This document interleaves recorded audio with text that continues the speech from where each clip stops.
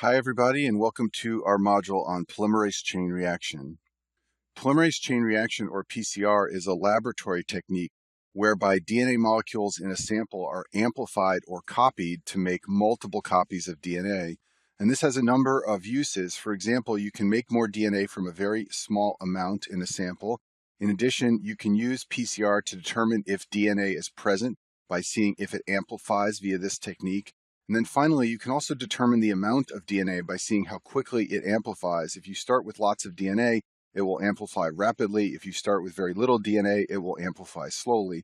And here's a picture at the bottom of the screen just to keep in your mind of what PCR does. It takes a double-stranded DNA molecule and converts that into multiple copies of that double-stranded DNA molecule.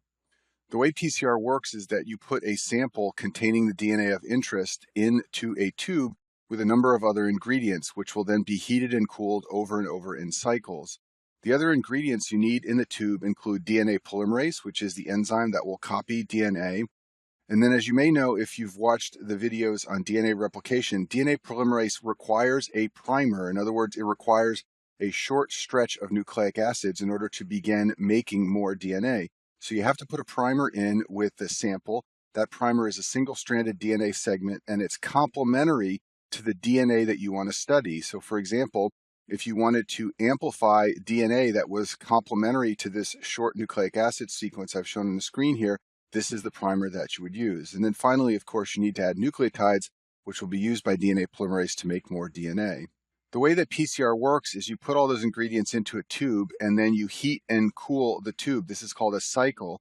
And after each cycle, the amount of DNA in the tube will double. So the first step in a PCR cycle is to heat the sample.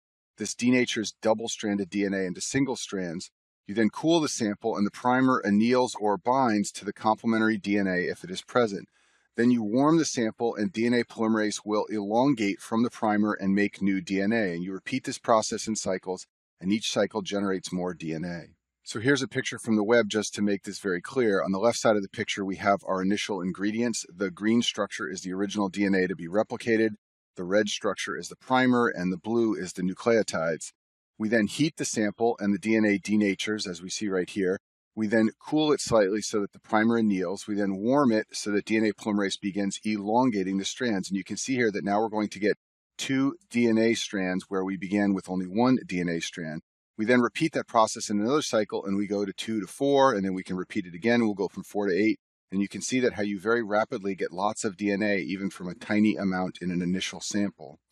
Now, it's easy to imagine from that last picture how a small amount of DNA can be amplified by PCR, but another use of PCR is to quantify the amount of DNA in a sample. This is done by a variant of PCR called real-time or quantitative PCR.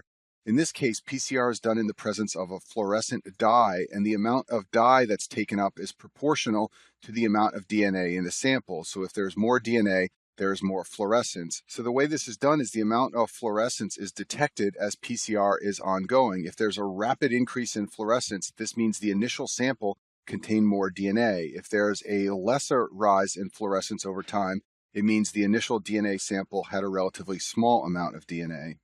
PCR has lots of uses in research, but I've listed on the slide some of the clinical uses of PCR. And the thing you want to remember about these clinical uses for step 1 of your boards is PCR is used in situations where you have very small amounts of DNA, usually that is not part of a chromosome. So this is usually used to seek out and identify small amounts of DNA that might be circulating in tissues or plasma.